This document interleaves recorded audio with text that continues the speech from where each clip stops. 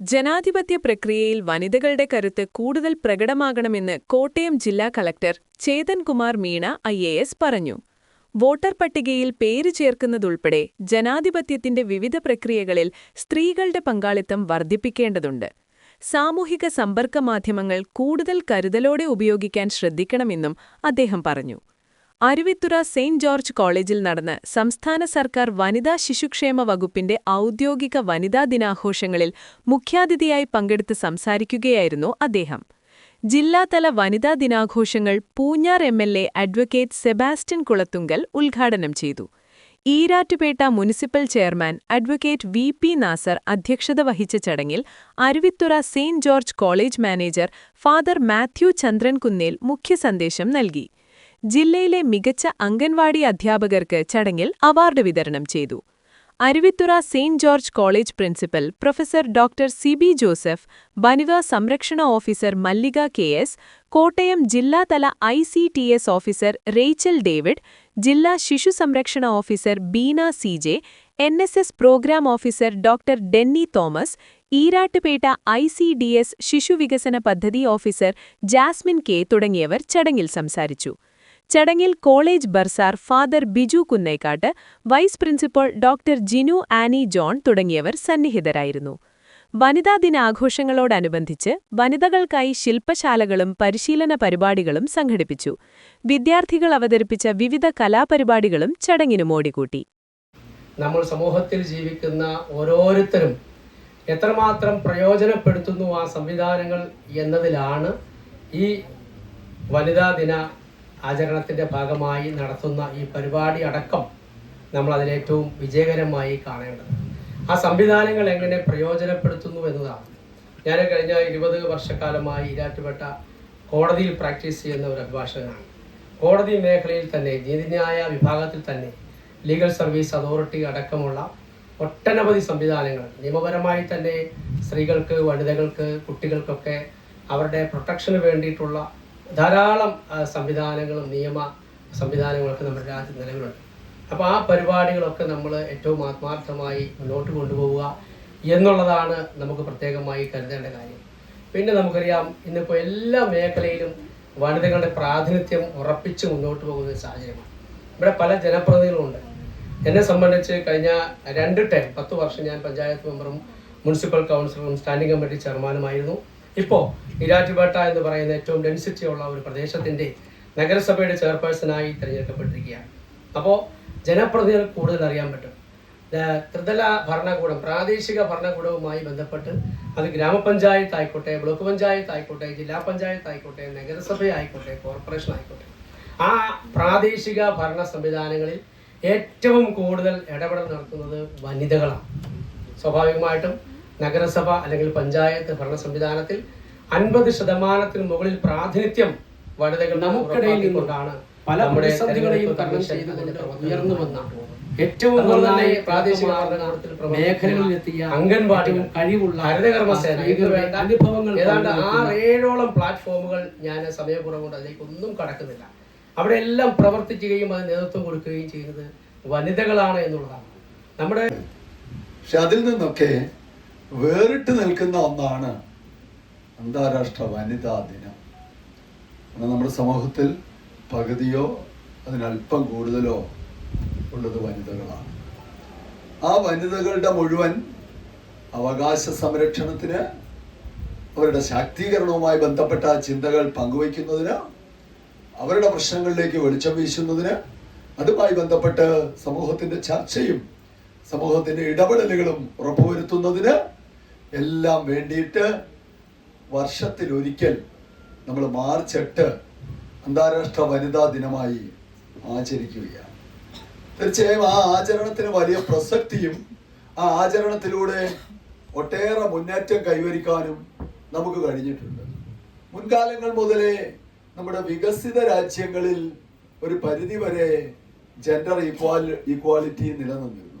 പക്ഷെ വികസിത രാജ്യങ്ങൾ എന്ന് പറയുന്നത് നമ്മുടെ ആകമാന ലോക ജനസംഖ്യയുടെ ഒരു 10-1 പോലും വരുമായിരുന്നില്ല. പിന്നീട് പതുക്കെ പതുക്കെ വികസ്വര രാഷ്ട്രങ്ങളിലേക്കും അവികസിത രാജ്യങ്ങളിലേക്കും ഒക്കെ ആ ഒരു ചലനം, ആ ഒരു മൂവ്മെന്റ് നമുക്ക് കൊണ്ടുവരാനായിട്ട് കഴിഞ്ഞു. അതുപോലെ തന്നെ പുരോഗതിയുടെയും വളർച്ചയുടെയും സാമൂഹ്യ പുരോഗതിയുടെ ഒരു പ്രധാനപ്പെട്ട മാനദണ്ഡമായിട്ട്, അതിൻ്റെ ഒരു ഐഡന്റിറ്റി ആയിട്ട്, മുഖമുദ്രയായിട്ട് ജെൻഡർ ഈക്വാലിറ്റി ഇന്ന് കണക്കാക്കപ്പെടുന്നുണ്ട്. ആ ഒരു നിലയിലേക്ക് കാര്യങ്ങൾ മാറി തീരാനായിട്ടിടയായി.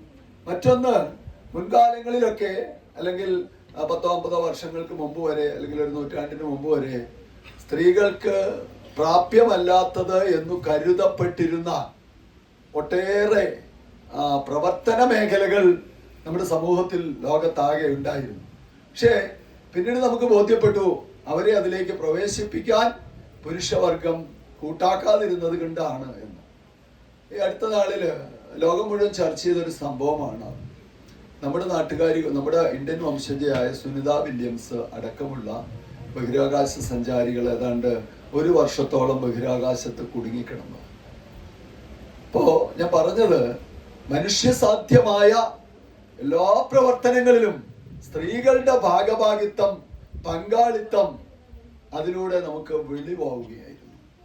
അതുപോലെ പല രംഗങ്ങളിലും പുരുഷന്മാരെ കടത്തി വെട്ടിക്കണ്ട് സ്ത്രീകൾ മികവ് കാണിക്കുന്ന ഒട്ടേറെ രംഗങ്ങൾ, പ്രത്യേകിച്ച് പഠന രംഗങ്ങൾ ഉൾപ്പെടെ.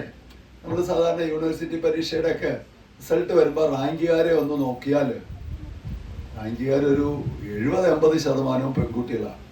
ഇപ്പം ഇന്ന് തന്നെ ഇപ്പോൾ ഇവിടെ ടിജുവിടെ സ്വാഗത പ്രസംഗത്തിൽ IASന്റെ നമ്മുടെ സിവിൽ സർവീസ് പരീക്ഷയിൽ റാങ്ക് ജേതാക്കളുടെ കാര്യം സംസാരിച്ചു.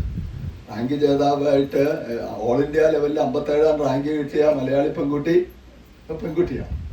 ഞാൻ ഓർക്കുന്നു, കഴിഞ്ഞ വർഷം നമ്മുടെ നിയോജകമണ്ഡലത്തിൽ, നമ്മുടെ ഈ രാജ്യത്ത് ഒരുപാട് മത്സര പരീക്ഷകളുണ്ട്, മെഡിക്കൽ ഉണ്ട്, ഒരുപാട് കാര്യങ്ങളുണ്ട്. എങ്കിലും അതിനകത്തൊക്കെ ഒരു ഏറ്റവും ഉയർന്ന തലത്തിലുള്ളതെന്ന് നമ്മൾ കണക്കാക്കുന്നത് സിവിൽ സർവീസാണ്. നമ്മുടെ കളക്ടറൊക്കെ ഇവിടെ ഉണ്ട്. അപ്പോൾ ആ സിവിൽ സർവീസിൽ കഴിഞ്ഞ തവണ ഈ പൂഞ്ഞാർ നിയോജകത്തിൽ നിന്ന് 3 ആളുകൾ ആദ്യത്തെ 1000-നകത്ത് സ്ഥാനം പിടിച്ചു. 3 പെൺകുട്ടികളാണ്. ഒറ്റ ആൺകുട്ടി പോലും അതിനകത്ത് വന്നില്ല. എന്ന് പറഞ്ഞാൽ ആണുങ്ങളെല്ലാം മോശമാണെന്നല്ല. അപ്പൊ ഞാൻ പറഞ്ഞു വന്നത്, നമുക്ക് സ്ത്രീ ശാക്തീകരണത്തിലൂടെ ലോകത്തിന് തന്നെ മാറ്റം വരുത്താൻ കഴിയും. പുരുഷന്മാർക്കില്ലാത്ത ഒട്ടേറെ ക്വാളിറ്റികൾ സ്ത്രീകൾക്കുണ്ട്. ഒന്നെനിക്ക് തോന്നി, വാക്ക് പാലിക്കുന്ന കാര്യത്തിലും പഞ്ച്വാലിറ്റിയുടെ കാര്യത്തിലും ഏറ്റെടുക്കുന്ന ഉത്തരവാദിത്തങ്ങൾ കൂടുതൽ കമ്മിറ്റ്മെന്റോടെ നിർവഹിക്കുന്ന കാര്യത്തിലും ഒക്കെ കുറച്ചുകൂടി ഒരുപടി മുന്നിൽ എല്ലാ വിഭാഗത്തിലും പെട്ടവരുണ്ട് ഇങ്ങനെയൊക്കെ ചെയ്യുന്നവർ. ഒരു ജനറൽ ആയിട്ടുള്ള ഒരു വിശകലനത്തിൽ സ്ത്രീകളാണ് പൊതുവിൽ. അതുപോലെ സത്യസന്ധതയുടെ കാര്യത്തിൽ ഇങ്ങനെ ഒട്ടേറെ കാര്യങ്ങൾ. ഞാൻ വല്ലാതെ പറഞ്ഞു പോയാൽ ഞാൻ വലിയ പുരുഷവിരോധിയായി മാറി ഉള്ള പുരുഷന്മാരുമാണ് എനിക്കെതിരാണ്. ജെയിംസ് ഇപ്പൊ തന്നെ ആരുടെ ഫോൺ വിളിച്ച് പറയുന്നുണ്ട്.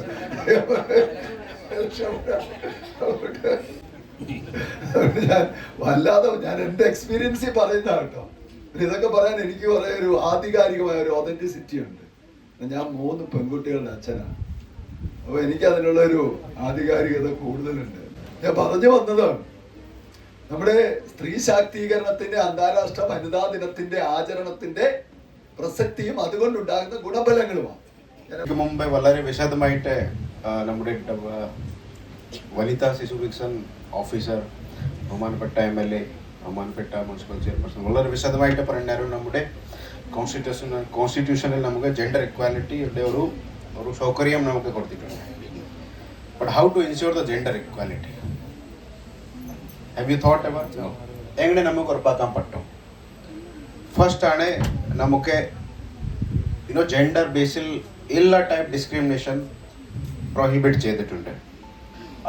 അതിൻ്റെ സംബന്ധിച്ച് കുറച്ച് സ്പെഷ്യൽ ലോസ് കൂടി വനിതകൾക്ക് വേണ്ടിയിട്ട് മേടിച്ചു. ഡൊമസ്റ്റിക് വയലൻസ് റിലേറ്റഡ് ആക്ട് ഉണ്ട്. നമ്മുടെ വർക്ക് ഫോഴ്സിൽ ഒരു നമ്മുടെ ജോലി ചെയ്താൽ സ്ഥലിൽ ഒരു ഹറാസ്മെൻറ്റ് നിരോധിക്കാൻ വേണ്ടിയിട്ട് ഒരു സ്പെഷ്യൽ ആക്ട് ഉണ്ട്. And dowry related act is also there. അതിനുശേഷം ഒരുപാട് പ്രൊവിഷൻ നമ്മുടെ IPC-യിലുണ്ട്.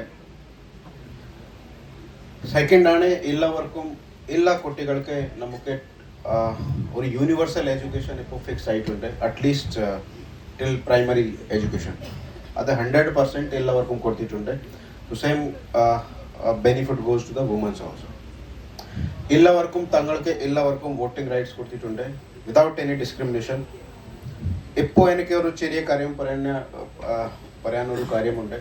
നമ്മുടെ ഈ ഏരിയയിൽ പർട്ടിക്കുലർലി നമ്മുടെ യൂത്തിൻ്റെ പർട്ടിക്കുലർലി പാർട്ടിസിപ്പേഷൻ വളരെ പോരായിരുന്നു.